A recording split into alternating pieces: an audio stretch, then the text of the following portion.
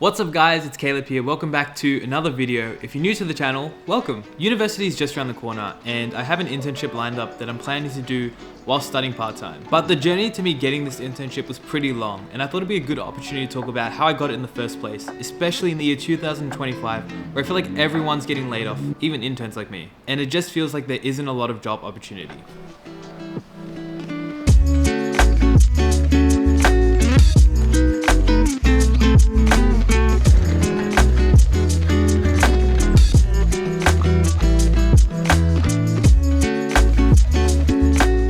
So basically, I started this internship finding process a year ago in semester 2 of 2024. For context, I had just come back from exchange in Copenhagen, Denmark, where I filmed all of my travels.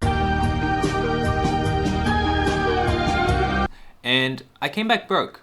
So I had very little monies in my bank. Not only did I need money or a job that was going to pay me, but I also wanted experience in a field of my interests under biomedical engineering, so I could learn some skills that would eventually make me employable in the future. So when I came back from exchange, one of the first things that I did was I sat down in front of my computer and I started my job seeking process, which at the time was very basic and not strategic at all. It included forums like Seek, like Indeed, and the careers tab of all of the biomedical engineering companies I knew in Sydney. I took the same steps that thousands, if not tens of thousands of other students were doing. I was competing with way too many people. It was only towards the end of the semester when I'd surprisingly received 0 replies from anyone, because everyone I was reaching out to, it was just a general email or a general application. The world that we live in right now as a student, these global forums just don't work anymore. Your chances of getting a job aren't 0, they're just very, very close to 0. And it's definitely not the most time efficient way to go about it. So fast forward to the start of this year, that's where I started to take a new approach to how I would get an internship. I started to think, how can my approach be smarter and more efficient of my time and energy? So one of the first things I did at the start of this year was to first tabulate and track everyone I was reaching out to. And I used Notion to do this. It was a table that I made with everyone's names, their emails, and some parts of their research that they were interested in, just so I could see what kind of internships I would be applying for. Now, at the time of making this list, I didn't actually know as many people as I thought I did. So what I did to increase my network is I used LinkedIn. Yes, I know you hate it, I hate it too, but it's actually a surprisingly good tool for reaching out to people and asking for help. One of the strategic ways I reached out to people who I'd never met before was through connections I already had or through people I already knew in real life. I would mark down some of my favorite professors, just 3 to 5 of them. I would go on their profile on LinkedIn and then look through their connections and see who's working in a cool company or who's doing a cool research project. I would save that person's connection in the table, send them an email or send them a LinkedIn message. That's how I grew my network. I grew my network organically through mutuals. Doing that allowed me to have some sort of common point with these random people that I was reaching out to. Now, whilst I was doing this, I set a goal for myself to reach at least 100 people on LinkedIn and establish some form of a connection. And what I found is that more than half of them never go back to me.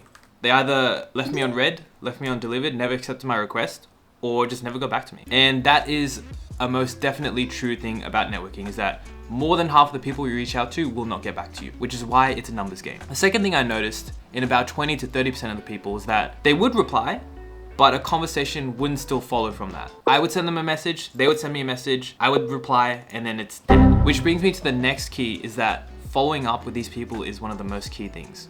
Everyone's busy, everyone's got their own lives. Follow up. Don't take it personally that someone doesn't reply to you within 2 weeks. They probably just haven't seen the message. Follow up with them respectfully and say you're still super keen to hear from them and are willing to hear back from them. Now, along this process, I was having a lot of failures. A lot of people were not replying to me or simply stating that they just didn't have the opportunity or time or space to train me up as an intern. There was one person I had a very long conversation with, around 2 to 3 months.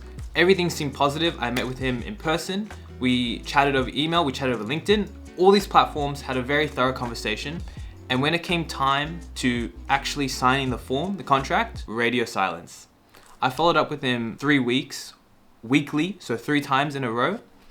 Nothing. Nada, zilch, nothing. Sometimes when you are so close to getting something, it might still slip away from your fingers. Another example I had is another employer that I was looking to do my internship with.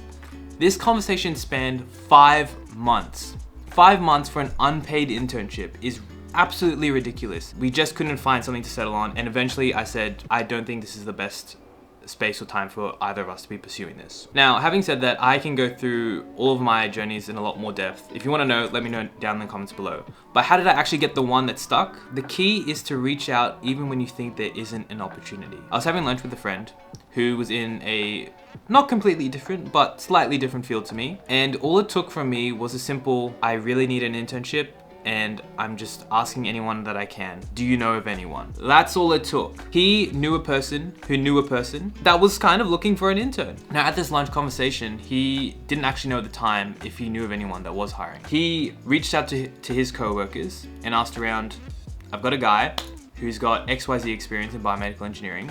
Do you know of anyone that could hire him? And sure enough, there was someone that was willing to have a chat with me, was willing to look at my experience and see what I could do to help. And at this point in time, it kind of came when all of my previous attempts at finding an internship had failed. And I was tired, I was drained from this process. I was very emotionally detached from finding anything, and I had sort of given up hope on finding an internship in my final year of university, really. This is your sign to not give up, by the way. Because even this conversation, I was so dead having it. I was like, I'm done with being an intern. I'm done with finding internships. I don't want any part of it. Yet all it took was a simple, I want one. Is there any person you could ask or any chance you could help me out? And sure enough, a few days later, I received an email like this. Another key point of advice, even when you think you've got it, until the point of time where you've signed the contract, keep applying. And even when you have signed the contract, keep looking for other jobs. Never stop looking. That was my biggest mistake with the employer that I was talking to for 5 months. I spent those 5 months talking to this one person, hoping I would get an internship, just talking about it, seeing what we could do, when I could have spent those 5 months applying elsewhere. And if I'd done that, I probably would have found an internship quicker. So be aware of what you're using your time with, and if you're spending more than a month to 2 months talking to one person about a role, it's time to move on, especially for an internship, and especially if you're not getting paid. That was my biggest mistake. Please don't make it. If you guys want to get a more in-depth explanation of how to network and how to get an internship in this crazy economy, let me know in the comments below. And hopefully this inspired you to start looking at internships from a different kind of perspective and to sort of motivate you to start again if you've been emotionally detached for the past few months. After I'd finished class, I'd run home straight away to work on my engineering thesis, which is arguably the biggest project of your career, or at least my undergrad career. And I was still able to make time to commit to talking to people through LinkedIn or to going to networking events and reaching out to them and continuing and following up conversations with them. So if I can manage all that, you definitely can too. If you want to know more about how to get an internship in 2025, just DM me on Instagram as well. It's in the description box below and we can chat about it. Subscribe if you want to see more content. And as always, I'll see you guys in the next one. See ya!